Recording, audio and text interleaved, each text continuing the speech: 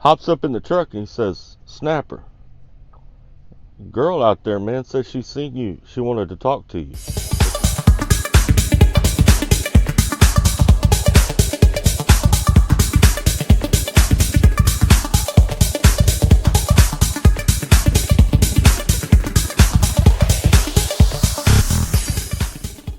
What's going on out there, American truckers? How's everybody out there doing today? Got old Snapper here. Welcome to Trucking with Old Snapper. I hope everybody out there is doing great, staying out of trouble, staying safe, being good to each other. Got to work on that unity, man. Got to work on that trucker unity. Anyway, gonna tell you a little story from back whenever I went through training. Gonna talk about one of the trainers I had. I had several, because at that time they had a beginning trainer and then an ending trainer, and then somewhere in the middle I had one that went home early, and then the one I'm going to tell you about actually got off his truck. Before I start that though, I'm going to tell y'all about my deal hanging back here in the back, because I can see it, and I already know how some of you kinky folks out there think. No, that is not a swing for any kind of extracurricular activities. No, it's not for lot lizards to hang on to. It's actually for exercise. It's a resistance band. I got two of them. I got one that hangs right there that I'll throw punches with it to add resistance. I also do other kinds of workouts with it. And I carry two 35-pound dumbbells. They're down at my feet. I carry a jump rope, which I'm not very good at. Been trying to work on my cardio more. And then the other resistance band I actually use outside of the truck. And then I got some paddles that I use for push-ups so that I don't have to put my hands on the concrete, because some of y'all like to relieve yourselves in truck stops instead of walking inside to the bathroom. So anyway, no, there's nothing kinky about that. You can see it back there. It's just hanging there. I got it looped through the deal on the wall back there. Sometimes I stand up with it and I pull forward, or I'll sit down and do like this and pull it down. I got all kinds of different things I do with that deal. It helps. It helps a lot. You know, you got to be prepared at all times. Like an old guy once told me whenever I was a youngster, you got to be prepared for war at all times. It's better to be prepared and not have to go to that level than to have to go to that level and not be prepared. So I try my best to stay in shape, and yes, I know round is a shape, and I do have a belly. I've never had a six-pack. But I try to keep my strength up. You know, driving a truck, we don't get a whole lot of strength exercises out here, and jacking up the landing gear and opening doors doesn't count. But anyway, let me get into this story about this trainer, and I'm gonna put his name out there because I didn't like the dude, and I still don't. I don't think he's driving anymore anyway. Last I heard, I think he was in prison. But his name was Manny. He was from Mobile, Alabama. All right. He was my second trainer. First one went home. He had emergency. He had to go home. And this was my second trainer. All right. The guy that put us out with trainers asked me, he said, we got a guy here on the yard. He's a smoker. Because they separated us out. Smoker, non-smoker. Males with males, females with females. You know, yada, yada, yada. He's a male smoker. You want to go with him? Cool. If he's a smoker, yeah, I don't have a problem with it at all. So I get on the truck with him. We take off. All right. We were headed out to California. First problem right off the bat was he smoked in the truck, but he did not allow students to smoke in the truck. Students had to smoke outside because he didn't want that much smoke in his truck. Could fully understand that. But he shouldn't have said that he took smoking students. That was the first problem.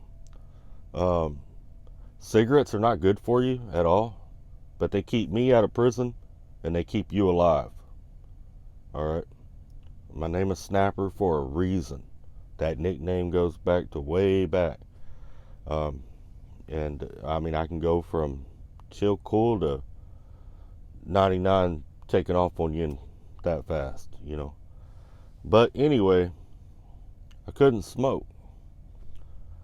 And I'm stressed out because I'm training. And it was something that was new to me, you know. You know how it is, you know, and I'm nervous and all that kind of stuff. But anyway, we head out to Cali. I'm like, all right, I'll tough it out. This was in the first phase of training, and I think I only needed like 2 weeks or something like that. It wasn't much. I didn't need a lot.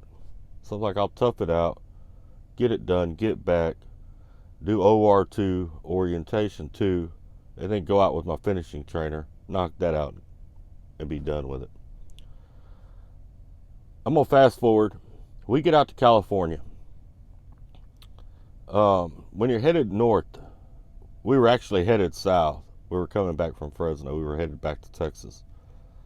But the only way I know to describe this truck stop isn't there anymore. When you come off of Tehachapi down into Bakersfield, it's on the right. It used to be right next to a RV park. I don't think it's there anymore. There's still a little truck stop on the left. Just holds a couple trucks. And then there's an Indian truck stop, I think catty corner from where this truck stop used to be. This was the biggest one in that area. And it was right next to that RV park that's right there. But anyway, we were coming back from Fresno after picking up a load, and we stopped in there for the night. That's where we ran out of hours at. This company didn't allow you to run teams. You know, trainer drove so many hours, student drove so many hours, and that was that. Well, I go inside the truck stop, I come back, I hop up on the top bunk, I'm laying down.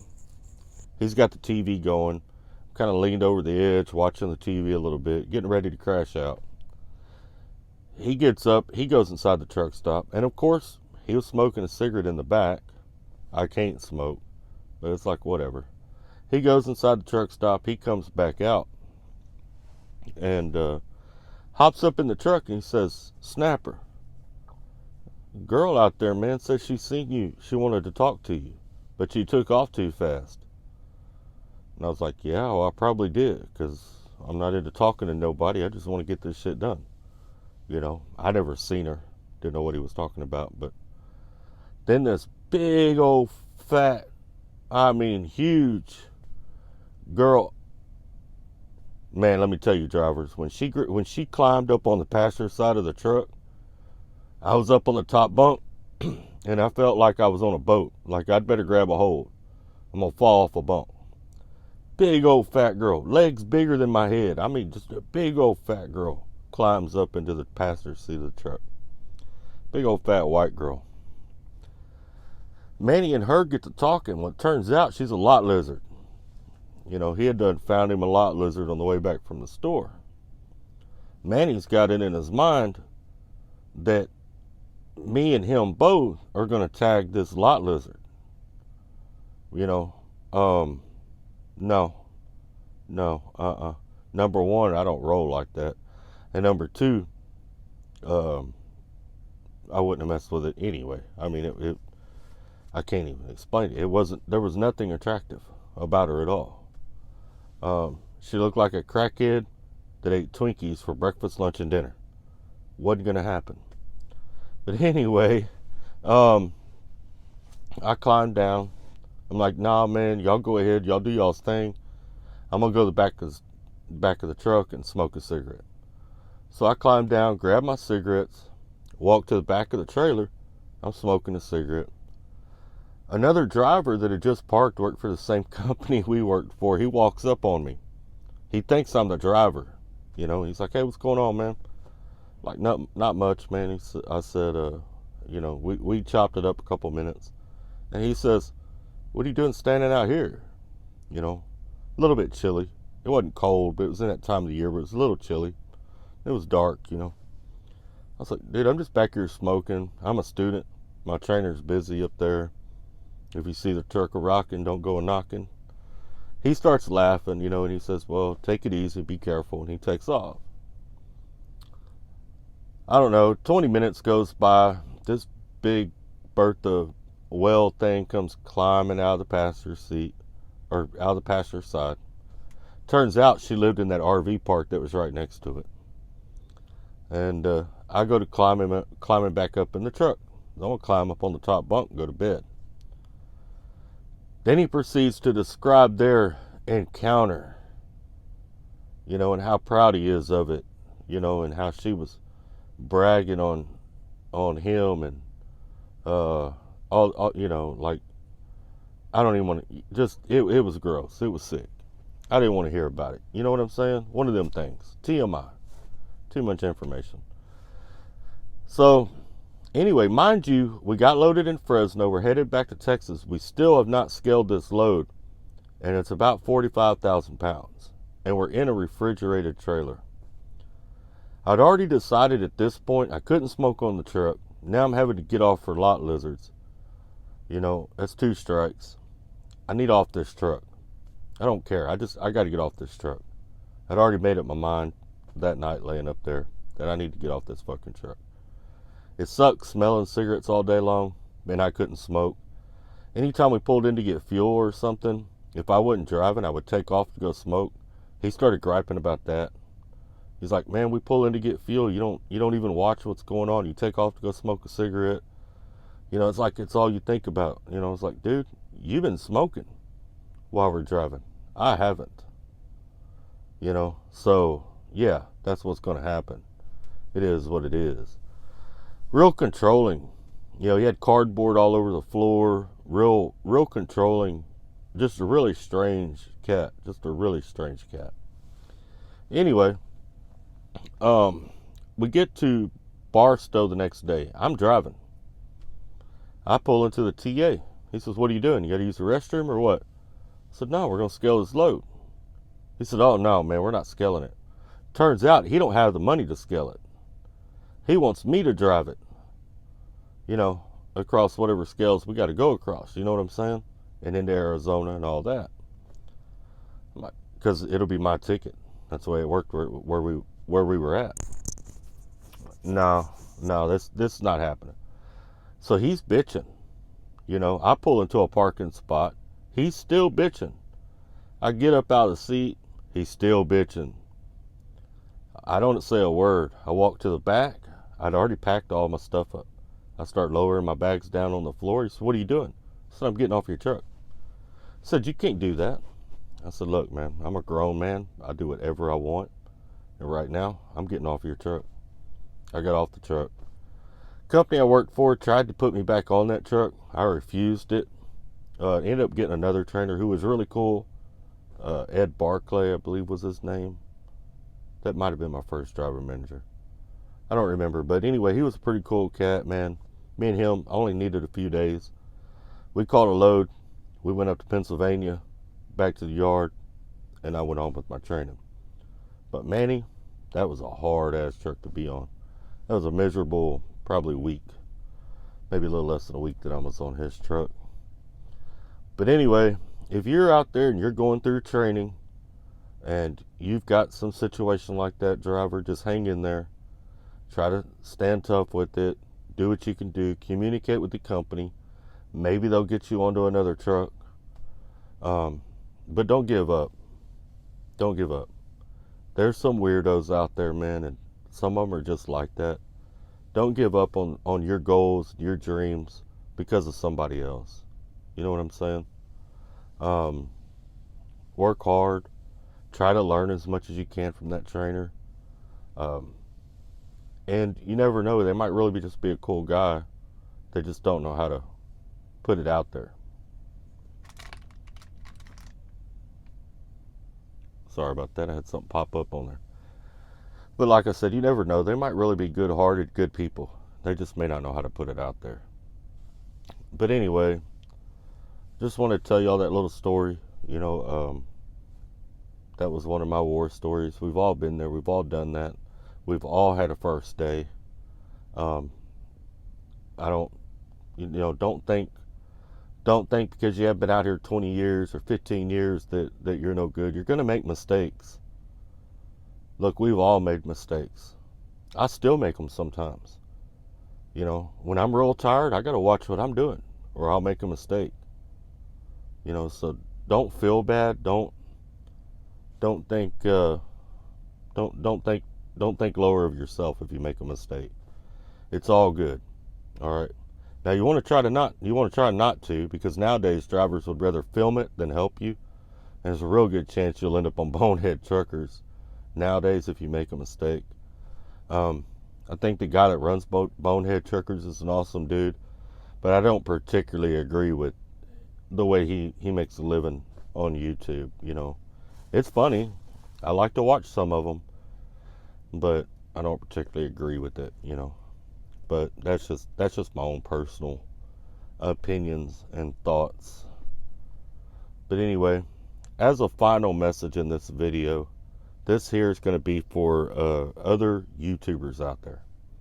I saved this for last because only the dedicated subscribers have got the really good guys and girls are the ones that are going to be watching at this point. If you're a fresh new YouTuber and you're getting started, as your channel grows, some of these other YouTubers are going to reach out to you, especially if you get up there a couple of thousand subscribers. The first ones to approach you are probably not your friends. Keep that in mind. There's a whole lot of games that go on behind the scenes with this YouTube trucking. You got guys, man, trying to run background checks on other YouTubers. You got guys trying to call YouTubers jobs, get them in trouble. Guys calling their old ladies, trying to make up stuff to get them in trouble. You got other YouTubers that will they'll do all kinds of stuff, all kind of divisive stuff to you. So just as some advice, do your thing. Don't worry about it. If someone makes a bad video on you, just ignore it. No response is a response. All right. They may call you a bitch because you don't respond, but that's wrong. All right. That's an immature way of thinking. All right. No response is a response, because if you respond, that means whatever they said was worthy of a response. If you don't respond to them, well, then whatever they said was just bullshit and it wasn't worthy of a response. Some people call it YouTube trucker drama. I watched some other things outside of trucking, and they got that drama too. So it's just jealousy and envy. Guys worried about losing subscribers on their channel because maybe they're watching yours, and it doesn't work like that. It's trucking, man. They're watching everybody's content, just like I watch everybody's content. You got YouTubers out here that will befriend you and play like your friend, turn around, go behind your back, and tell everything you tell them. Got YouTubers out here that record phone calls, which, by the way, in most states is illegal, but it does happen. Yeah, all kinds of things going on behind the scenes. I don't want to discourage anyone from starting a YouTube channel. Got a story to tell, get it out there. And I try to bring guys on my channel, like I've started to do, so they can get their story out there and get known. I don't care if I got 15 subscribers or 15,000. It doesn't matter to me. To be honest with you, I had a YouTube channel like 6 months before I figured out you could even make money on it. You know, one day, one of my kids was sitting at the table with me. He's like, you know, you can make money with this, right? I'm like, do what? I didn't even know. I had literally done it because I want to help other drivers. Had nothing to do with any monetary gain at all. Still don't have anything to do with any monetary gain at all. I'm an old guy. I didn't know it worked like that. I didn't know you could do that. You know what I'm saying? I got a TikTok. I got 6,000, 7,000 subscribers on TikTok, something like that. I don't try to monetize it in any kind of way. I don't advertise anything on there. Who knows? I may never advertise anything on this channel. I may never monetize it. I don't know. But just as a heads up to some of the new ones out there, some of the guys that are coming up, Stand your ground. Be yourself. Don't worry about the drama. Try to avoid it. Try to stay out of it. Be cautious and mindful of those that sheep's and wolves clothing that may approach you, but then they go around behind you and try to screw you over. Just kind of keep those things in mind. And just do your thing. The ones that need your content are going to watch your videos. The ones that don't are there for other reasons. They'll stop watching and they'll go on. So don't worry about it. I believe in you. Believe in yourself. You know what I'm saying? We're all a family out here. We need unity. We can achieve more if we stand together than we can divided. So we need to stand together. All right. How to always leave y'all. Take care. Stay safe. Be kind to one another. Don't make fun of old snappers. Exercise on the wall. It's not a sexual contraption, I promise. And let's keep trucking.